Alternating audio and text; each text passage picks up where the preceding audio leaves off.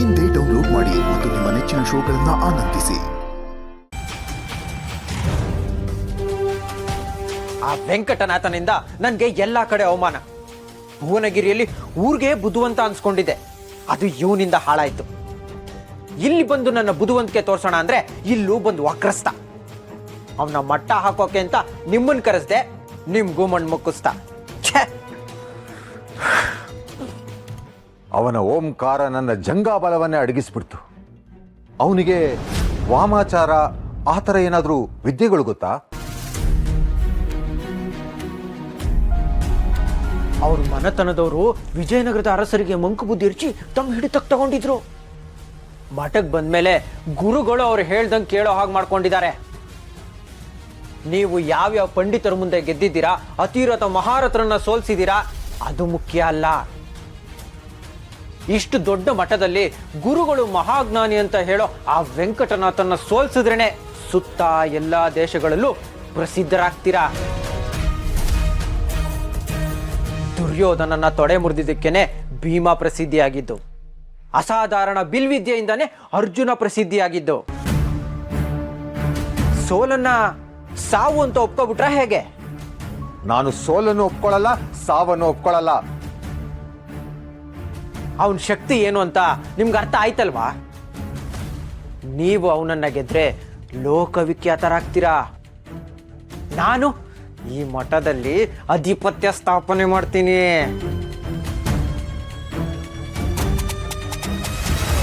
ನಿಮ್ ಶಕ್ತಿ ಇಷ್ಟೇನಾ ಅಥವಾ ನಿಮ್ ಶಕ್ತಿ ನಿಮ್ಗೆ ಗೊತ್ತಿಲ್ವಾ? ಏನೋ ಯುವಕ ಅಲ್ಪ ಸ್ವಲ್ಪ ತಿಳ್ಕೊಂಡಿರ್ಬೋದು ಅಂತ ಉದಾಸೀನ ಮಾಡಿದೆ. ಹಿರಣ್ಯಕಶಿಪು ಪ್ರಹ್ಲಾದನನ್ನು ಉದಾಸೀನ ಮಾಡಿದ ಹಾಗೆ, ಕಂಸ ಬಾಲಕೃಷ್ಣನನ್ನು ಉದಾಸೀನ ಮಾಡಿದ ಹಾಗೆ ನಾನು ಉದಾಸೀನ ಮಾಡಿ ಕೆಟ್ಟೆ. ಗೆಲ್ತೀನಿ. ನಾನು ಸಿದ್ಧ ಮಾಡ್ಕೊಳ್ದೇನೆ ಮುಂದೆ ಹೋಗಿದ್ದಕ್ಕೆ ಅವನು ಜಯ ಸಾಧಿಸಿದ್ದು. ಈಗಿಂದೀಗ್ಲೇ ತಾಯಿ ಸರಸ್ವತಿನ ಉಪಾಸನೆ ಮಾಡ್ತೀನಿ. ನಾಳೆ ಗೆಲುವು ನಂದೇ.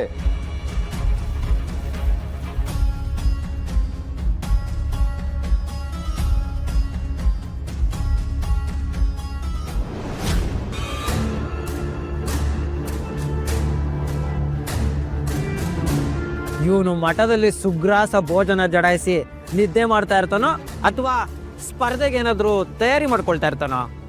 ಅವನದ್ದೆಂಥ ತಯಾರಿ ಬಿಡು ಭೋಗೇಂದ್ರ. ಈ ವೆಂಕಟನಾಥನನ್ನ ಸೋಲಿಸಿ ಮಣ್ಣು ಮುಗಿಸೋಕೆ ನಾನೇ ಸಾಕಾಗಿತ್ತು. ಆದರೆ ಏನು ಮಾಡೋದು, ಹಿತ್ತಲ ಗಿಡ ಮದ್ದಲ್ವಲ್ಲ, ಶಂಕದಿಂದ ಬಂದ್ರೇನೆ ತೀರ್ಥ. ಅದಕ್ಕೆ ಪ್ರಚಂಡನೇ ಬರಬೇಕಾಯ್ತು. ಈ ವೆಂಕಟನಾಥನ ಅಷ್ಟು ಹಗುರವಾಗಿ ನೋಡ್ಬೇಡಿ ಆಚಾರ್ಯರೇ. ಮೊನ್ನೆ ನೋಡಿದ್ರಲ್ಲ, ಓಂಕಾರ ಉಚ್ಚಾರಣೆಯಿಂದ ಇಡೀ ಮಠನೇ ಅಲ್ಲೋಲ ಕಲ್ಲೋಲ ಮಾಡಿದ್ನಲ್ಲ. ನಮ್ಮ ಅಂಗವಸ್ತ್ರಗಳು ಆರೋಗ್ಯ ಇದ್ದಿದ್ದೇ ಪುಣ್ಯ. ಹೌದು, ಅದು ಹೇಗೆ ಸಾಧ್ಯವಾಯಿತು? ನನಗೂ ಇದ್ರ ಬಗ್ಗೆ ಯೋಚಿಸಿ ತಲೆ ಎಲ್ಲ ಕೆಟ್ಟು ಹೋಗಿದೆ. ನಾನು ಒಂದ್ಸಲಿ ಮಠದಿಂದ ಹೊರಗಡೆ ಹೋಗಿ ಪ್ರಯತ್ನ ಪಟ್ಟು ನೋಡಿದೆ. ಓಂ ಅಂತ ಕೂಗಿ ಗಂಟ್ಲು ಹರ್ಕೊಂಡಿದ್ದೆ ಬಂತು. ಒಂದು ಹುಲ್ಕಡ್ಡಿಯೂ ಅಲಿಗಾಡಲಿಲ್ಲ. ಅವನು ಚಿಕ್ಕ ವಯಸ್ಸಿಂದನೂ ಹೀಗೆ ಆಚಾರ್ಯರೇ, ಏನಾದ್ರೂ ಒಂದು ವಿಸ್ಮಯ ಮಾಡ್ತಾನೆ ಇರ್ತಾನೆ. ನಾನು ನಿಮ್ಮ ಹಾಗೆ ಅವನ ಥರ ವಿಸ್ಮಯ ಮಾಡೋ ಕಲೆಗಳನ್ನ ಕಲಿಬೇಕು ಅಂತ ಗ್ರಂಥಗಳನ್ನ ತಿರುವಿದು ಆದ್ರೆ ಏನು ಪ್ರಯೋಜನ ಆಗ್ಲಿಲ್ಲ. ಬಹುಶಃ ಅವ್ರ ತಂದೆ ದೊಡ್ಡ ಪಂಡಿತರಲ್ವೇ, ಏನಾದ್ರೂ ಮಂತ್ರತಂತ್ರಗಳನ್ನ ಕಲ್ಸ್ಕೊಟ್ಟಿರ್ಬೋದು. ಇದ್ರೂ ಇರಬಹುದು. ಯಾವುದಕ್ಕೂ ಪ್ರಚಂಡ ದಂಡನಾಚರಣನ್ನ ಎಚ್ಚರಿಕೆಯಿಂದ ಇರೋಕೆ ಹೇಳಬೇಕು. ಮೊನ್ನೆ ಅವನು ಓಂಕಾರಕ್ಕೆ ಮೂರ್ಛೆ ತಪ್ಪಿ ಬಿದ್ನಲ್ಲ, ಹಾಗೇನಾದರೂ ಆದರೆ ನಮ್ಮ ಪ್ರಯತ್ನವೆಲ್ಲ ನೀರಲ್ಲಿ ಹೋಮ ಮಾಡಿದಾಗತ್ತೆ. ಸರಿ ಬಾ, ಅದೇನು ಮಾಡ್ತಾ ಇದ್ದಾನೋ ನೋಡೋಣ. ಸರಸ್ವತಿ ನಮಸ್ತುಭ್ಯಂ ಸರ್ವದೇಹಿ ನಮೋ ನಮಃ. ಶಾಂತರೂಪೇ ಶಶಿಧರೇ ಸರ್ವಯೋಗೇ ನಮೋ ನಮಃ.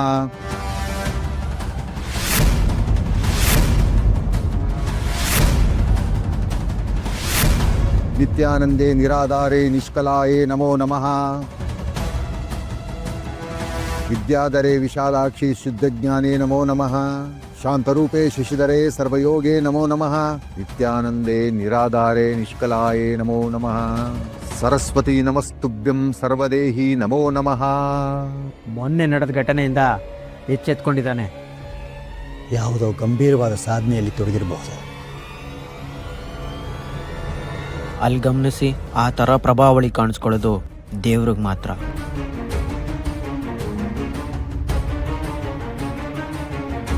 ಹೌದು, ಇವನು ನಾವು ಅಂದುಕೊಂಡಷ್ಟು ಸಾಮಾನ್ಯದವನಲ್ಲ.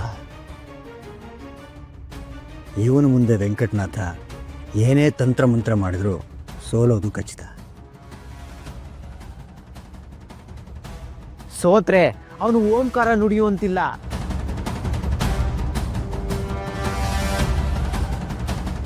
ಅಲ್ಲಿಗೆ ಅವನು ಸತ್ತಂತೆ, ನಾವು ಗೆದ್ದಂತೆ.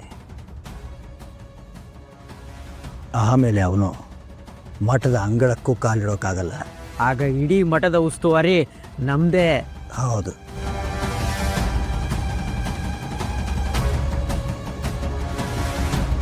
ನಡೀರಿ, ನಾಳೆ ಪ್ರಚಂಡರ ಉತ್ಸಾಹ 100 ಮಡಿ ಆಗೋ ಥರ ಭವ್ಯ ಸ್ವಾಗತ ಆಗಬೇಕು. ನಡಿ, ಎಲ್ಲ ಸಿದ್ಧತೆಯನ್ನು ಮಾಡೋಣ. ಸರಸ್ವತಿ ನಮಸ್ತುಭ್ಯಂ ಸರ್ವದೇವಿ ನಮೋ ನಮಃ ಶಾಂತರೂಪೇ ಶಶಿಧರೆ ಸರ್ವಯೋಗೇ ನಮೋ ನಮಃ.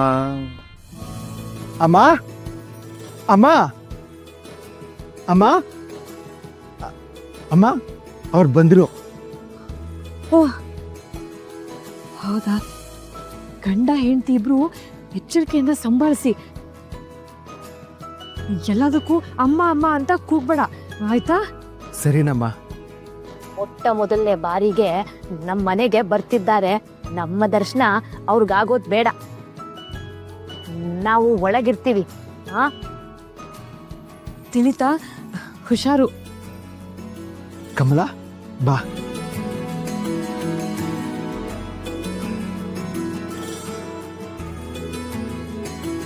ಬರ್ಬೇಕು.